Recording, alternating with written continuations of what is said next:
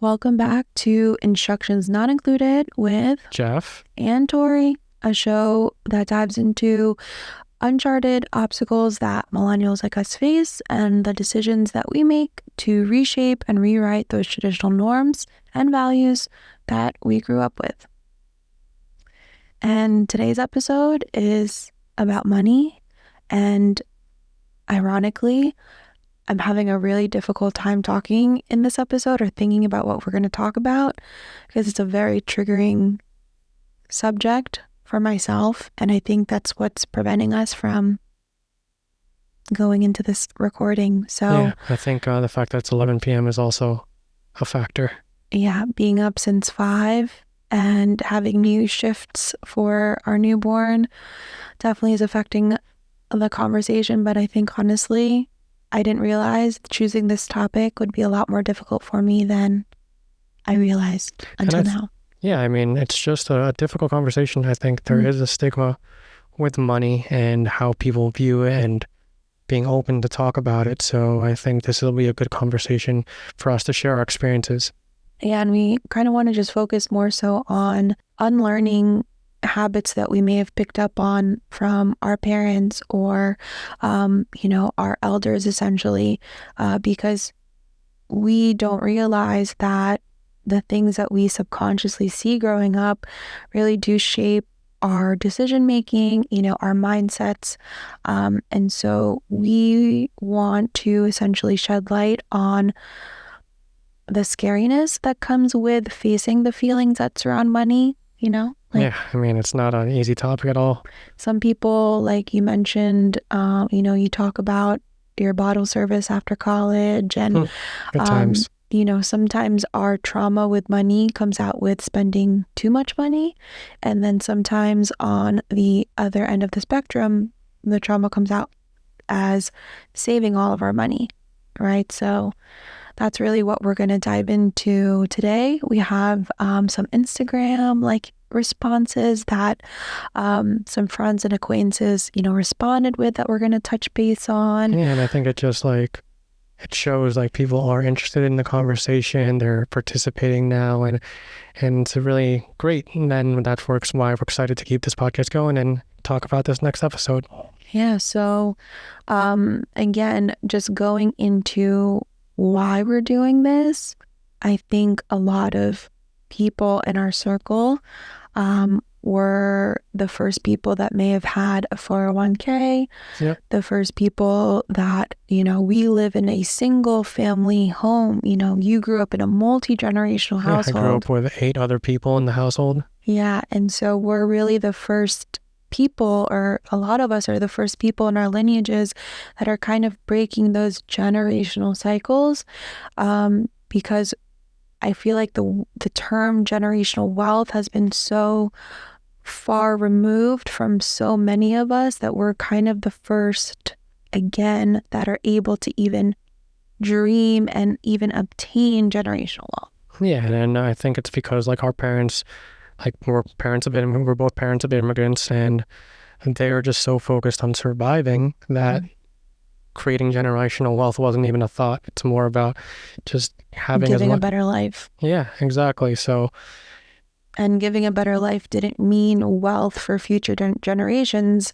I think it was more so, for example, with my mom, I know that she did not want to raise me in an area that would be, what many would consider, a very poor area, I guess you could say, or a lesser income area in the Philippines, because she knew the struggles that she had growing up, essentially. And Shout out Tita. Your mom. My mom. Hey mom. And so it's one of those things where they kind of just think about their kids, and now you and I were not just thinking about Easton, but we're thinking about Easton's future, right? And so in order for us to even think about that far, you and I have had to really face our own limitations when it comes to money habits. And they were definitely tough conversations. I think it took us some time to get to where we are about money. So yeah, I mean, it definitely takes some work being around this topic. Yeah, and so even, with you and me, It wasn't until we moved in together that I realized, this guy has like spreadsheets. He's always talking about, paying this off, putting money towards here. And I would just be like, okay, let me just, we would do IOUs at one point, right? We were just doing IOUs like, okay, you bought groceries. Let me send you money then. I bought dinner. I'm sure And that's how then, like most people kind of start out. yeah. And then you were like, this doesn't make sense. We need to have like a joint spending account. We need to have a joint like credit card. And that was when conversations like that were like not happening because I just was so terrified of like you seeing like how poor I handled money. And it's just like I didn't know how to communicate with you then. So I think throughout time, which we'll share like how we got to that point. But yeah, and also just like the businessman in you was like talking to me like money, money, money, as if I knew how to handle it. And then that's kind of where like, my feelings of like shame and guilt kind of came around. And I'm sure, those are feelings that a lot of people may not even realize they have. Yeah. That's why we wanted to have this episode to give you the tools to kind of say, okay, I'm not where I want to be. Is it because times are just tough? Or is it because I can change something with my own actions? Right? That sounds right. Yeah. So, really just before we dive into anything further, Jeff, do you want to talk about our sponsor? So today's episode is proudly sponsored by Elite Builders. Elite Builders is a collective of 200 plus skilled real estate agents who are dedicated to unlocking their potential. The group is led by senior partners Aaron Novello and Jose Luis Morales, who combined have sold over 3,500 plus homes with over 20 years experience. With agents located throughout North America, the community is built on sharing value and bringing out each agent's best negotiation and sales abilities. If you're an agent who wants to benefit from free coaching and upgrade their real estate business, shoot us a DM on Instagram at Jeff and Torri or email jeff@jeffandtorri.com for more information. So jumping back into conversation. So the other day, we had posted something on our Instagram at Jeff and Torri. And we had asked, what are some positive or negative lessons or habits that you learned in childhood? Yeah. Right. And the main, two of my favorite things that were mentioned were one, someone was throwing away mail, because they were scared that it was going to be bills. And then two, a main theme that came up was just the idea of saving, right? But saving for the purpose of potentially never using it before you die. And it's so funny because like the throwing away a bill because you didn't want to deal with it, it just sounds like people don't do that. But I mean, I'm sure people can relate to it. Like it's very difficult to face like budgeting and spending, so I totally get it. I mean, I don't think I ever threw away mail, but I would not look at my credit card statements. Yeah, I mean, I definitely didn't do that as well. I think that's just something, I mean, it's something that I think a lot of people can relate to, especially. Yeah, so it's like I would know that I'm spending more than I can actually afford, but because I knew I was only going to pay the minimum, I never actually looked at the statement, and I never realized that if you don't look at the statement, you could get fraudulent charges on there that you don't know about. Two, you're not going to realize that you're actually spending more than you're making. I had no idea what interest was. And yeah, three, like half the time my interest was causing my overall total to go up more than what I was actually buying. So at some points I'm like, I haven't bought anything, and I didn't realize that that's actually, because of interest. So a lot of things that I feel like we weren't taught, like you and I both had student loans, or I still have student loans, and it's like, what do they call it? It's a preying, like loan companies prey on students or like young people, right? Because it's like you're 18 to in your 20s, being responsible for thousands of Yeah, dollars. and we both talked about how we both took extra money and we used it on the bars and used it for ourselves, and it was supposed to be for school. And I know some of my friends in my circle kind of did the same thing. So how many people out there have also done that? Yeah, and so that's because I stupidly, and I guess naively, not even being stupid, but naively was spending that as if it was my own income. And so when you and I started dating and we had to look at our finances together, that's where the feelings of shame and like embarrassment came from, because my credit card bill before COVID and forbearance started Well, was like, to be honest, over $20,000. And I could not get out of that cycle. yeah. Like at one point, but when I was leaving for grad school, I had like $10,000 on a credit card.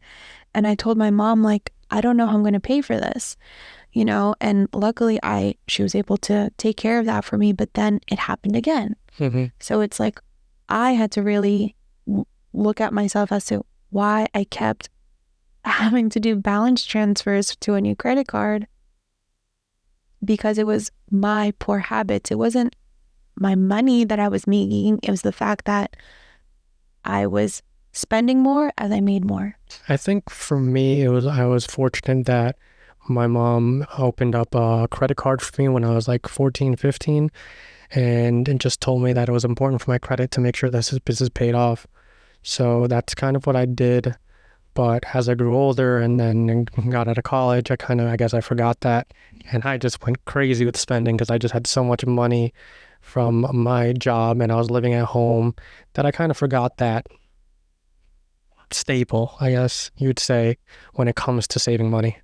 And why do you think you ended up, I guess, like doing something different than what you grew up knowing, which is actually like a positive thing? I don't know. I think it's a combination of just being young in my 20s, out of college with my friends who are all going out, trying to just have a good time and just thinking that I was invincible. Like I was living at home, I didn't have any debt, I was making more money than I ever had, and I just thought that it would never catch up with me until it did. So it's definitely was a learning experience for me to make sure that like thankfully I was able to figure it out and get better at it. But I mean, I think that's a cycle that most people kind of go through and unfortunately can't get out of. But what's the root of that? Oh, for me, it was just not having much when I was younger. Like, I lived in a household, like I mentioned, of 7 other people, and my bedroom was the living room. So, yeah, I mean, I stayed in my parents' room for as long as I can remember. And then when I grew up to an age where I wanted my own space, it had to be the living room. So, I didn't have much. And then I got money and I felt what was a lot. And that just kind of triggered me to just keep spending. And because now I had more means than I've ever had. Yeah, so that's why it's like, you were able to have the awareness to be like, okay, whoa, whoa, whoa, like I'm taking this way too far. But unless you actually have that self-awareness or face the truth as to, that you may not be able to keep up with the Joneses, right? You may not be able to buy a new car. You may not be able to rent or move to where you want to. You may have to move back home, right? Yeah. Like a lot of people, I feel like, I guess society and our egos kind of continue to push us to those unhealthy habits. When do you think you started learning? I know you mentioned with me, but there was no other time before that you were like, oh, wow. Well, I don't think my parents ever like sat me down to be like, this is money, right? It's always like, well, I remember like my mom opened up a Wells Fargo account for me. Back then it was like Wachovia or something. Oh, And like haven't heard that in forever. yeah, they had like a garage sale and I had a lemonade stand. And so I was able to open a bank account with the money that I got from that lemonade stand. I think Was that lemonade stand successful? it was like $200. I made a No lot way. of You money. made $200 from lemonade? Because it was like, I lived in a not a cul-de-sac, but I lived like right where there's like I actually didn't know that. Yeah, I lived right where there's like there's a lot of cars where I lived at that age. And so people were just giving me money for it. You were the entrepreneur before entrepreneurship was cool. But then at the same time, it kind of went, like I opened up the card, but then like I didn't really learn much after that. And then I think I knew that my parents were working so they can provide for their family in the Philippines. So I didn't really, and I guess like as a story that I wanna, like an embarrassing story, is like I knew that money was a differentiator. Is that a word? Differentiator? Yep. Between people, because when I was going to school at a Catholic school, there were kids in like Benzes and like BMWs, and like they were coming back with their hair braided because like they went on a vacation. And we were crossing the playground to go to lunch, and I saw my dad and my mom, because I guess I forgot lunch, I think, and they were in their like, like those vacuum square looking vans back in like the 90s. And so definitely had one of those. And they had a blue one, and like I don't even think I told my parents this story, but I was trying so hard to not be seen by them, and I was so embarrassed. And like my friends were like, "Oh, who was that?" I was like, "Oh, it's my uncle." Because embarrassing. Yeah, because I knew that there was a difference between me and those kids. Yeah. At that point. So like I wasn't necessarily taught money, other than my parents came from nothing. They worked hard to come to America, and we're living in this, safe suburban town.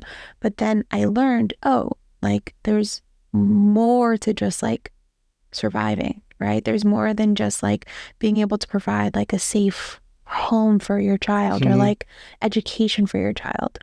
So that's when I realized, I don't think we're poor, but there's people with so much more money than us. And that's kind of like when I learned the concept of like class, like upper class, middle class type of thing. I don't think I ever like knew that. I just thought everybody was on the same level, which just shows how naive I was. But I mean, so with you, like for people who are listening, Jeff grew up in Kearney and I grew up in Toms River, New Jersey, which are completely two opposite like towns on the spectrum, right?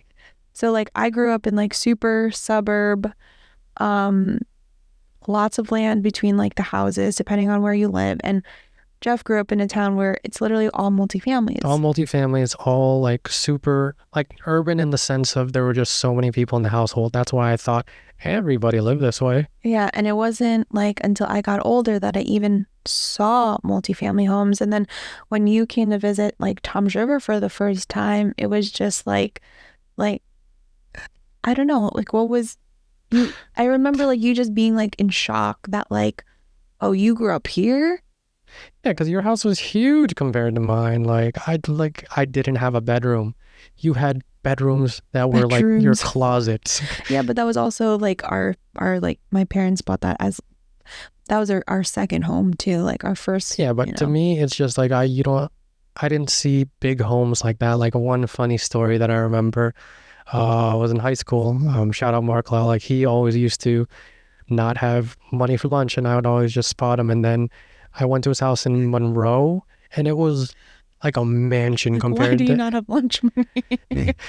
That's different. That's a different story. But long story short is I just like he had a huge house in the town of Monroe, which is a very nice town, and I just like that was one of the moments where I was like, wow, people like that are in my circle or around me are just living completely different than when I lived, because I literally thought everybody just lived in these, I guess what they call multi-generational households where you just have so many people. So when you're asking like conversations about money, so like I knew money in that sense, but I never had any conversations or education on like what we're talking about today, as far as like my parents never like invested other than what was in their job, but they never talked to me about that. Or Yeah, like same here. um I knew that we were making enough to again send back to the Philippines, but the conversation of like budgeting and, you know, things of that sort, again, not spoken about. And a habit that I picked up on was like paying my credit cards like a daily. And again, Oof, like, those late fees though. and which was frustrating because I to this day, calendars and technology is still not my favorite thing, but it was always because I remember once I learned how to drive, my mom was like, okay, like, oh, I forgot my Macy's. Can you go drive my check? And people had You to know? drive to the store to pay their cards back then. There was no online payment. There was, Yeah. And so, like, as a 17-year-old, you know, I'm not like, oh, my mom is paying her credit card late, right? It's just like you subconsciously pick that up. One of the other responses to the poll was essentially like only saving money in an envelope rather than a bank. mm, And even now, you know, especially in this economy, um, keeping your money in a bank is not necessarily the best thing, right? Unless you have like the high yield savings, whatever. yeah. So just some fun facts. Yeah. Like right now, this is one of the worst times to like have money not work for you. Like inflation's pretty high right now. I believe inflation's currently around 4 or 5%. I forget off the top of my mind. And pretty much that means like your money is just losing value. So right now, credit cards are at the highest level it's ever been. Car loans are at the highest default level. That means people aren't paying for them, Yeah, because no one has a job. and no one has. And it's just very tough to make money now with inflation going up and the cost of living just going crazy. Like look at the housing market. Everything is getting affected, and it's just there's a lot of lack of education when it comes to how to manage money in a normal environment. So imagine something like this.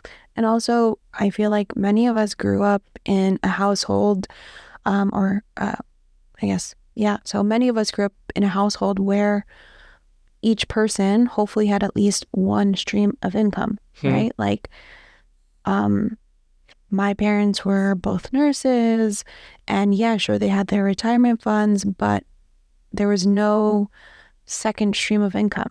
So it's like when you and I started dating, or when I called my parents and I was like, oh, I'm moving back to New Jersey and I'm moving in with Jeff. My dad's first question was, what does he do? And so to tell a Filipino father Hmm. that He's not a nurse. he's not a nurse and he doesn't really have a real job was, you know, it doesn't show that there's stability, right? Yeah. But you're basically like the first person that really showed me that, oh, you can have like the whole, again, these buzzwords of like multiple streams of income. Hmm. Like that wasn't necessarily so common when And we were I young. honestly, I just remember when I first started my business, this was like back in 2016, 2017. I remember it being looked down upon to like start a business or like not progress in your career as a corporate. I was a corporate employee. Like if you were not going up the corporate ladder, you were looking like you were wasting your time. So like I remember that very vividly. And now it's like the most important thing to have multiple streams of income. Yeah. So it's just And, so crazy how that changed. or even like, for, you know, for someone like myself, like my mom, who again is, she's like a director of her, like, you know, Hmm. as in the unit. So it's like she has to look at new nurses coming in. And I remember her talking about like, why do these nurses only have 2-3 years experience, like at, you know, this hospital? Why do they keep leaving? And again, that's another thing that like we were kind of raised with. You stay at your job Oh because yeah. it's stable, you have your retirement, you have this, you have that.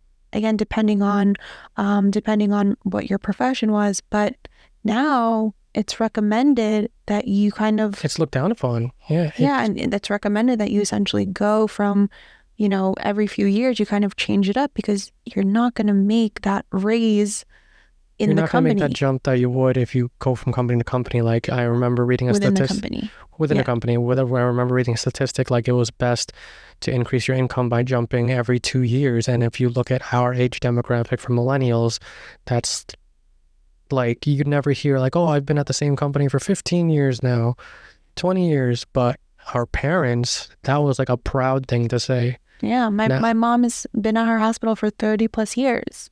and for a millennial, that would be like, oof. Yeah. Like, Because at this point, it's just like, one, I think a lot of times work culture is just like, we don't want to be there anymore. mm-hmm. Two, you realize like, okay, you like in comparison to the previous generation, we move around a lot more. I may want to change careers. Again, these are things that like we are so privileged to be able to have the option to do if we do, right? And it's just like, Another thing about that too, I think it's just like a way to survive also, like, because when our parents were going through life, the cost of living wasn't as crazy as it is now. And it's like we have to jump from job to job to try to increase our income because it's kind of a necessity today.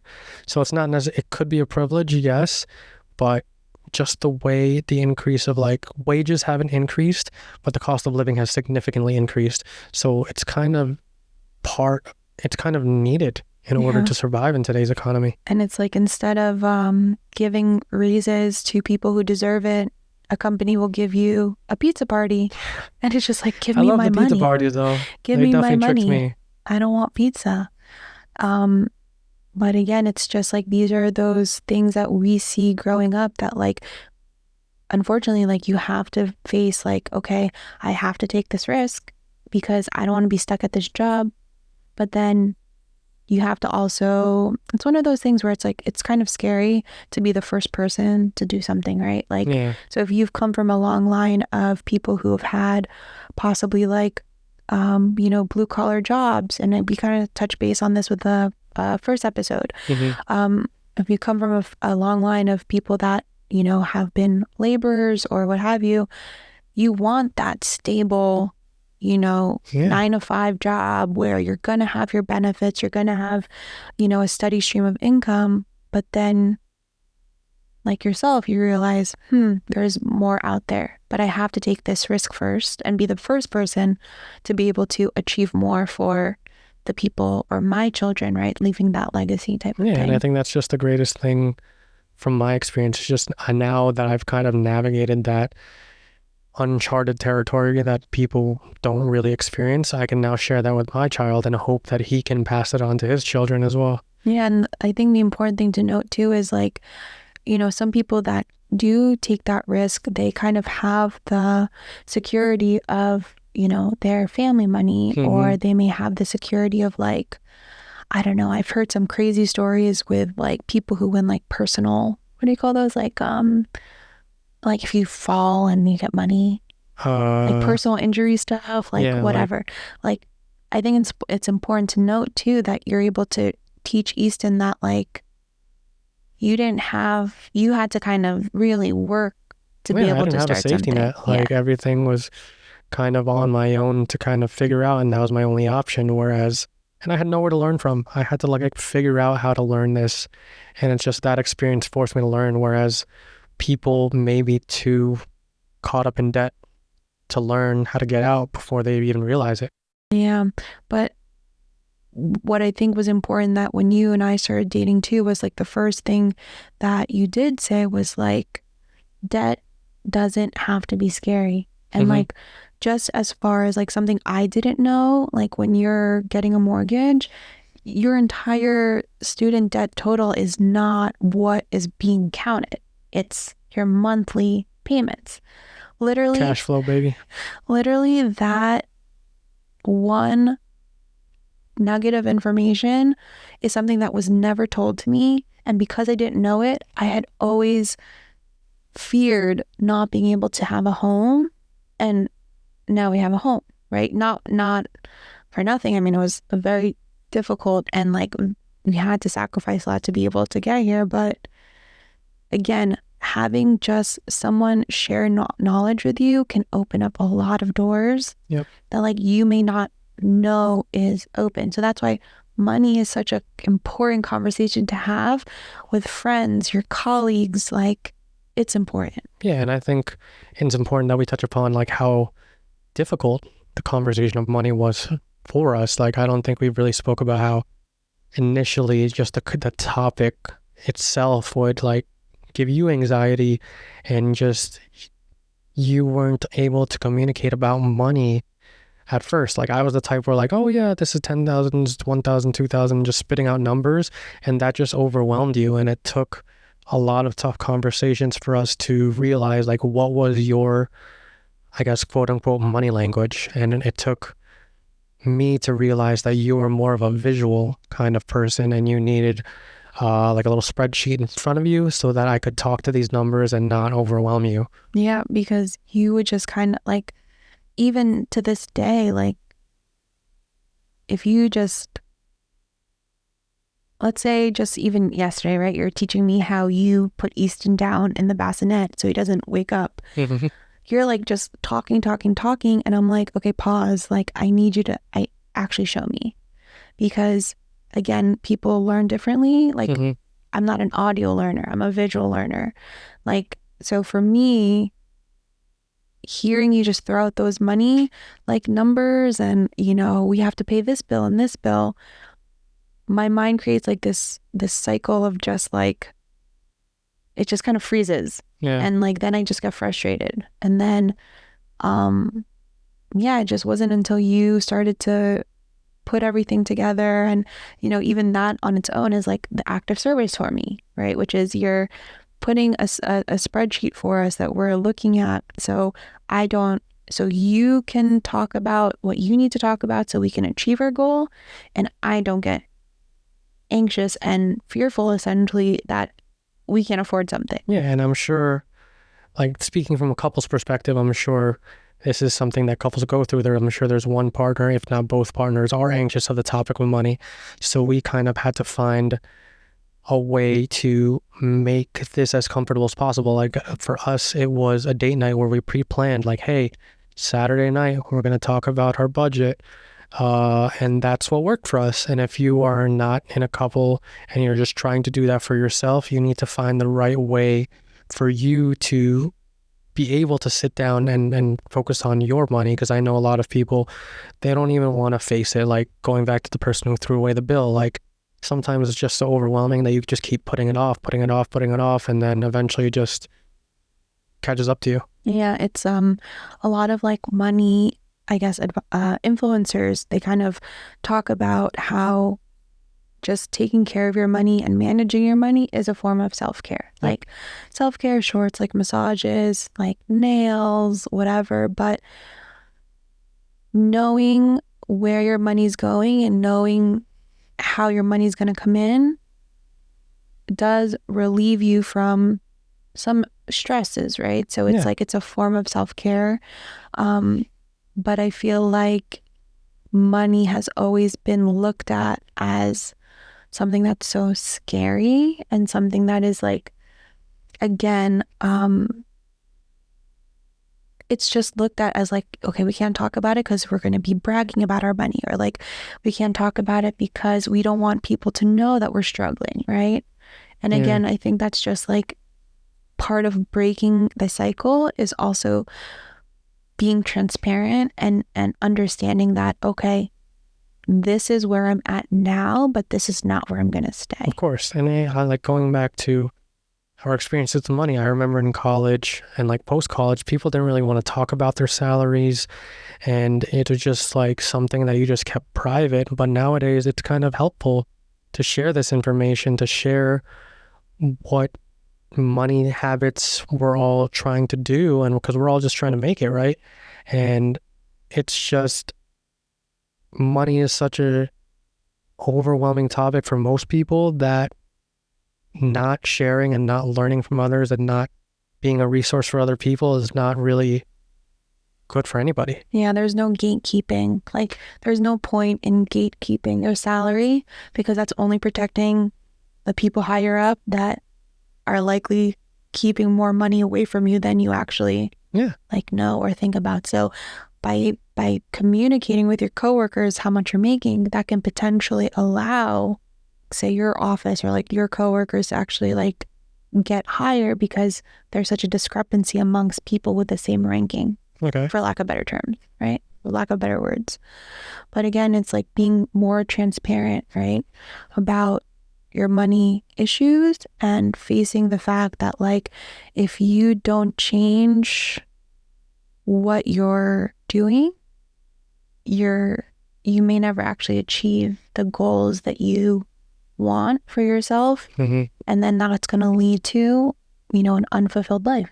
Absolutely. Yeah. So it's like, again, I think a common theme that like we keep talking about in these episodes is walking with that fear or facing that fear and knowing like something that you want and something that like you deserve is on the other side. Fear. Yeah, and it's just like having that courage and confidence to stand up to what you're scared of and just take it head on. I mean, like a nice metaphor for me was like I used to hate public speaking, and then now I'm excited to public speak. I used to have no knowledge of money, and now I'm excited to talk about money. So you kind of have to get to a place where you're so confident in facing that fear that you get it turned into excitement because you want to conquer it.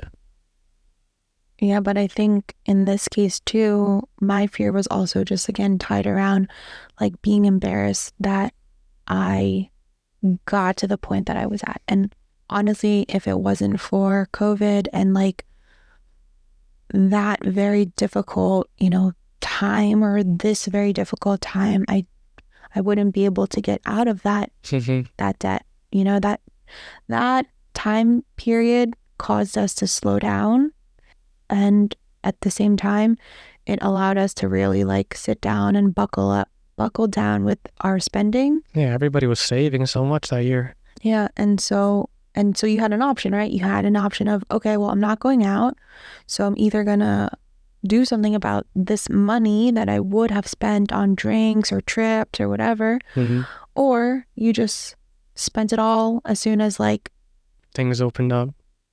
There's so many lessons that we can talk about, and maybe we'll talk, you know, maybe we'll make a few other episodes. Like this is just the tip of the iceberg when it comes to money. It's such a huge conversation that you could make multiple episodes about. It's just like just going back to the whole like generational wealth thing. It's like when it comes to generational wealth, it's not so much about making tons of money. That's not, you know, for me, that's not the lesson I want to give to Easton. To me, generational wealth is having the, again, comfort and privilege to be able to essentially live the life that you want to live, and have a fulfilling, I guess, life without having the stressors of just getting a job just to be able to pay the bills. Yeah, and it all starts with education, because I remember like when I was younger, I was like, I need to make as much money as I can, but you really don't need that much money to live a fulfilling life. You just need to know how to manage it, and managing money at times is harder than making the actual money. I hear that all the time. Yeah, and it's just the truth. It's so cliche, but it's just like, that's really what it comes down to, managing your money and realizing that more money isn't going to solve your problems. It's managing it better. Like whenever we see a story about like someone who's just spending beyond their means, or like someone who gets a lot of money but then like blows it all, you're just like, see, I told you. Just like that. Managing money. Managing money is all about managing money. What would you want Easton to learn from you in regards to financial literacy, or like what, as far as your legacy, like what would you want to leave Easton? Like what are you working towards right now, as far as like, you know, we have a roof over our heads and everything like that. We're safe, we're comfortable. Like what do you want to leave for him? Just the blueprint. I want to live a life where we have time, location, financial freedom, time freedom, location freedom, financial freedom. Those three things are the most important to me. And to do that, we have to get to a place where the money is comfortable, that we can just do things that we want to do and not have to have anxiety about lack of money for it. And if we can create that life that's truly fulfilling and brings us a lot of enjoyment, and for him to see that and be a part of it, I want him to realize like, oh, this is how you live life. It's not all about like working as much as I can, achieving as many accolades as I can. It's about being able to put myself in a position to do the things I love to do and have the resources to be able to do it comfortably. Mm-hmm.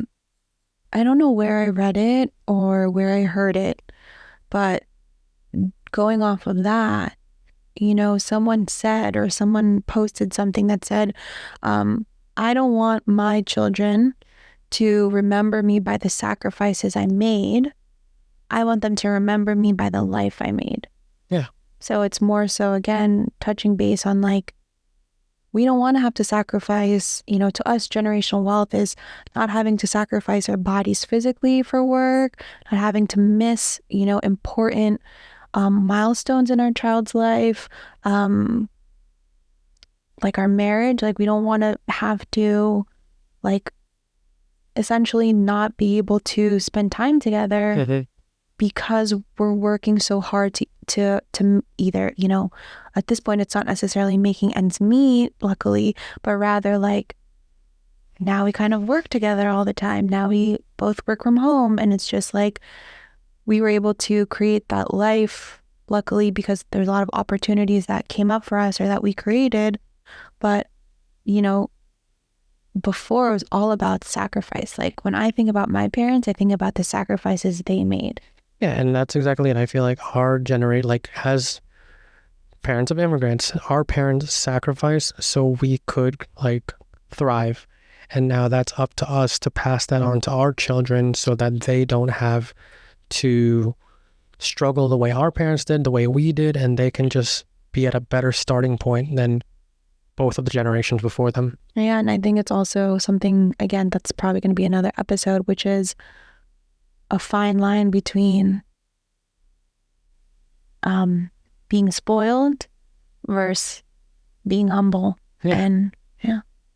I think that'd be a great topic. So it is late. Yep, it's past our bedtime, so we hope that you found value in this conversation and that money is no longer a stigma to you. I want you to like kind of come away from this episode and feel comfortable to talk with a friend, talk with a parent, talk with a loved one about money, and just try to find out your own money journey. Limitations too. I'm sorry? Your limitations when it comes to money. Yeah, and it's just like money is not something to be fearful of. It's something that needs to be learned and used as a tool to give you the life that you want. Mm-hmm. So yeah, so again, if you found value with us, please give us a 5-star rating. Like, follow, share. And you can always DM us at on Instagram at Jeff and Torri. If you want to talk more money, we're here for you. But yeah, so otherwise, we'll see you for episode 4 on instructions not included. And most importantly, subscribe so that we can continue designing our extraordinary lives together.